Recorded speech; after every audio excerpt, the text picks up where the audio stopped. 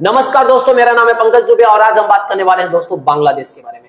दोस्तों मैंने अपने बहुत सारे वीडियो में ये बोला था कि बांग्लादेश की वही हालत होने वाली है जो हालत आज के डेट में किसकी है, पाकिस्तान की है, क्योंकि बांग्लादेश उसी रास्ते पे चल दिया है। बड़े दुख के साथ मुझे ये बोलना पड़ रहा है दोस्तों। यहाँ पे आप देख सकते हो, खबर ये है कि बांग्लादेश के कुछ 15 से 20 बदमाश मिलकर के भारत की सीमा के अंदर घुस जाते हैं और हमारे एक बीएसएफ के जवान को किडनैप कर लेते हैं और ले जाकर के बांग्लादेश के बॉर्डर गार्ड बांग्लादेश बीजीपी को क्या कर देते हैं, सौंप देते हैं। उसके बाद एक भयंकर प्रोटेस्ट होता है और ये लोग को क्या करना पड़ता है, हमारे बीएसएफ के जवान को वापस भेजना पड़ता है। लेकिन ये सब देखने के बाद ऐसा लगता है क्या बस ये यहीं तक खत्म होने वाला है? दोस्तों इससे भी ज्यादा बोलते हैं ना, बदतर चीजें होने वाली है। अब आप ये समझ लीजिए कि पाकिस्तान से नहीं लड़ना है सिर्फ, अब बांग्लादेश से भी लड़ना है। उसका रीजन आप देखिए, यहाँ पे आप ये देख रहे हो, यूनुस मोहम्मद मिले पाकिस्तान के पीएम शहबाज शरीफ से और पाकिस्तान बोल रहा है कि हम इन्वेस्टमेंट करेंगे कहां पे, बांग्लादेश के में। मैं फिर से बोल रहा हूं, आप थोड़ा सा सरप्राइज हो गए होंगे। पाकिस्तान क्या बोल रहा है कि हम बांग्लादेश के अंदर इन्वेस्टमेंट करेंगे। यार मतलब समझ में नहीं आ रहा सच्ची, यार कहां गया कटोरा बे। अब उसके साथ ही साथ देखिए, चले डिटेल में जरा इसके बारे में बात करेंगे। और उसके बाद देखिए, जो बाइडेन इनके ऐसे गले लग रहे हैं मोहम्मद यूनुस के कि ऐसा लग रहा था कुंभ के मेले में दोनों भाई बोलते ना गुम हो गए थे। अब यहाँ पे देखो, दोनों जन की मुलाकात हुई, मेरे को कोई प्रॉब्लम नहीं है। इनकी बड़ी तारीफ हुई कि बहुत अच्छे से, क्लिंटन ने बोला यार कितना अच्छे से, कैसे हो, बढ़िया चला रहे हो सरकार, वेरी गुड, हमारी वजह से चला रहे हो, हमको धोखा मत देना नहीं तो हम तुमको उड़ा देंगे, क्लिंटन बोल रहे होंगे। अब यहाँ पे क्या हुआ कि ये सब इनकी बड़ाई हुई, लेकिन बांग्लादेश में जो हिंदुओं के ऊपर अत्याचार हो रहा उसके बारे में ना तो बांग्लादेश यूनुस मोहम्मद ने बोला, ना तो क्लिंटन ने बोला, ना बाइडेन ने बोला। ये तो उनका दोहरा चरित्र है। अब यहाँ पे क्या हुआ दोस्तों कि पहली बार किसी बांग्लादेश में बोलते हैं ना किसी लीडर का इतना रेस्पेक्ट हुआ है। शेख हसीना का भी कभी नहीं हुआ था, क्योंकि इनको पूरी तरह से प्लॉट किसने किया, अमेरिका ने, तो रेस्पेक्ट तो करना ही पड़ेगा। और ये इलेक्ट होकर के नहीं आए हैं, ये केयर टेकर पीएम है बस। अभी इलेक्शन होगा, उसके बाद पता नहीं इलेक्शन करवाएंगे भी नहीं, बैठे रहेंगे काफी दिनों से। तो चलिए जरा समझते हैं दोस्तों, ये पूरी जो संभावनाएं बन रही है इसको डिटेल में जरा हम समझते हैं दोस्तों।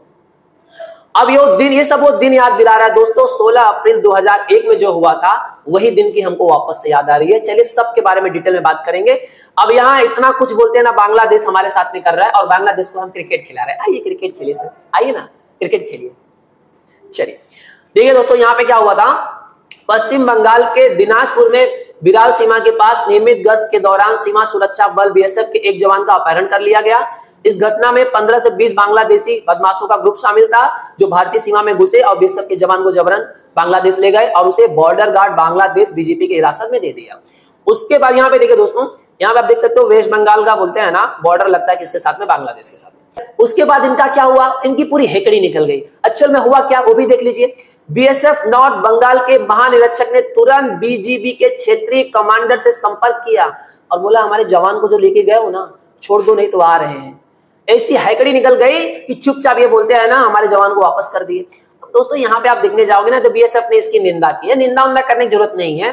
बीएसएफ ने बोला देखो हम लोग बोलते हैं ना जीरो फायरिंग की नीति अपना करके चल रहे हैं, लेकिन ये समझ लीजिएगा जिस दिन दिमाग खराब हो जाएगा ना तो छोड़ेंगे नहीं। मतलब इस लैंग्वेज में नहीं बोला, लैंग्वेज थोड़े सिंपल थे, लेकिन कहने का मतलब यही था दोस्तों। अब देख लेते दोस्तों 2001 में क्या हुआ था। भारत और बांग्लादेश के बीच में 4096 किलोमीटर की लंबी सीमा है और उसकी सुरक्षा करने का काम कौन करता था, बीएसएफ और बीजीबी करते थे। अब क्या हुआ, बीएसएफ ने जिस जगह पर 1971 में अपनी चौकी स्थापित करके रखी थी उस पर बांग्लादेश ने 2001 में अपना दावा ठोक दिया, बोल दिया ये हमारा है। और इसके कारण सीमा पे बोलते हैं ना रिश्ते तनावपूर्ण हो गए। बॉर्डर पे 16 से लेकर के 20 अप्रैल के बीच में बोलते हैं ना खूब गोलियां चली, जिसमें हमारे 16 बीएसएफ के जवान शहीद भी हो गए थे। लेकिन इनको ये भूल गए हैं कि ये बोलते हैं 2001 का भारत नहीं है। अब ये भारत बोलते हैं ना घर के अंदर घुस के मारने वाला काम करता है दोस्तों। चलिए अब ये देख लेते जरा, ये चच्चा का भी देख लेते हैं इनका क्या चल रहा है। अब यहाँ पे खबर आ रही है कि भाई साहब पाकिस्तान बांग्लादेश में इन्वेस्टमेंट करने वाला है। अब यहाँ पे देखिए शहबाज शरीफ ने बोला कि पाकिस्तान अपना इंटरेस्ट दिखा रहा है कि हम इन्वेस्ट करना चाहते हैं बांग्लादेश के टेक्सटाइल में और लेदर सेक्टर में। भाई साहब अभी 2 दिन पहले मैंने न्यूज सुनी थी कि सऊदी अरेबिया क्या बोल रहा था, भैया prevent beggars from entering under उम्रा वीजा सऊदी अरेबिया अर्जेस पाक। सऊदी अरेबिया बोल रहा है पाकिस्तान को तुम्हारे यहाँ के भिखारियों को हमारे यहाँ मत भेजो। ये उम्रा करने के लिए आते हैं, बाद में कटोरा लेकर के बाहर खड़े हो जाते हैं। इंटरनेशनल भिखारी है लोग, हर जगह भीख मांगते हैं। कोई ऐसा देश नहीं है जहां पे ये लोग नहीं जाते हैं। इसमें उनका काम है, पीएम भी भीख मांगता है, इनकी जनता भी भीख मांगती है।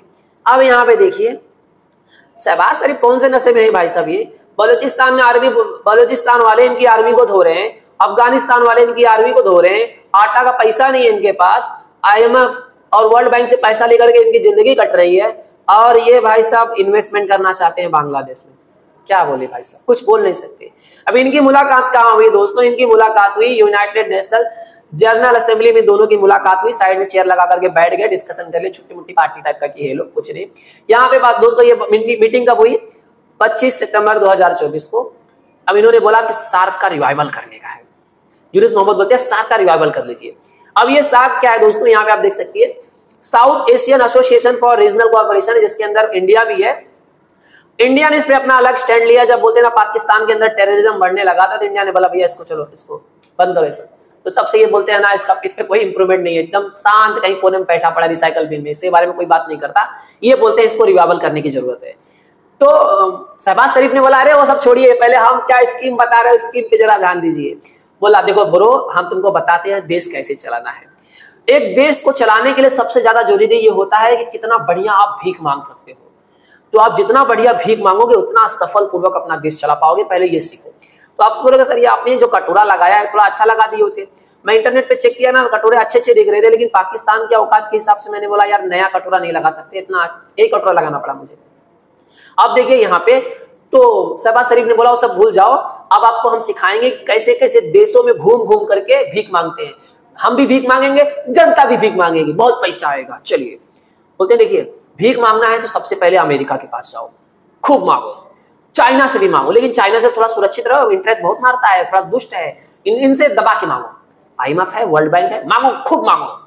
और उसके बाद फिर हम लोग चले जाएंगे मिडिल ईस्ट में भीख मांगेंगे। तो मिडिल ईस्ट में सऊदी अरेबिया जाएंगे, कतर जाएंगे, UAE जाएंगे, थोड़ा थोड़ा घूमते हुए टर्की में भी चले जाएंगे, अगर दे देता है मार के भगा दिया तो कोई बात नहीं, लेकिन थोड़ा सा ले लेंगे। इजिप्ट में मांगेंगे, सूडान में मांगेंगे, जहां जहां दिखा हर जगह मांगेंगे भीख। फिर मेडिटेरियन सी में मांग लेंगे। तो उसके बाद क्या करेंगे, रेड सी में बोलते हैं ना, एक बाम्बू गाड़ करके यहाँ बैठ जाएंगे, और वहां से जो भी शिप आएगी उन लोग को बोलते हैं ऐसा भीख मांगे, दे दो दे दो दे दो। तो भरपूर तरीके से पैसा मांगेंगे तो आराम से हमारा देश चल जाएगा। तो आप बोलोगे सर ये सब बकवास आप क्यों कर रहे हो?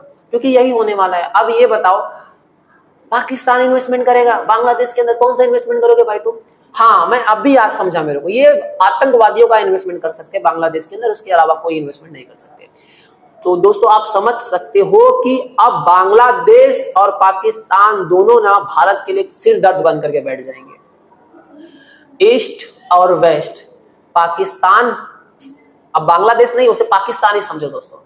तो आप समझ सकते हो कि इंडिया के सामने कितना बड़ा चैलेंज और कितना बड़ा प्रॉब्लम आने वाला है। इंडिया को उसको बोलते हैं ना, बहुत सावधानी पूर्वक बोलते हैं ना, दोनों को निपटाना पड़ेगा, रॉ को अलर्ट होना पड़ेगा, ये सब चीजें चल रही, थोड़ा सा माहौल बनाना पड़ेगा। तो आई होप सो दोस्तों ये पूरा आर्टिकल आपको पसंद आया होगा। दोस्तों अगर वीडियो पसंद आया होगा तो वीडियो को लाइक करके हमारे चैनल को सब्सक्राइब कर लीजिएगा। And thank you so much for watching this video.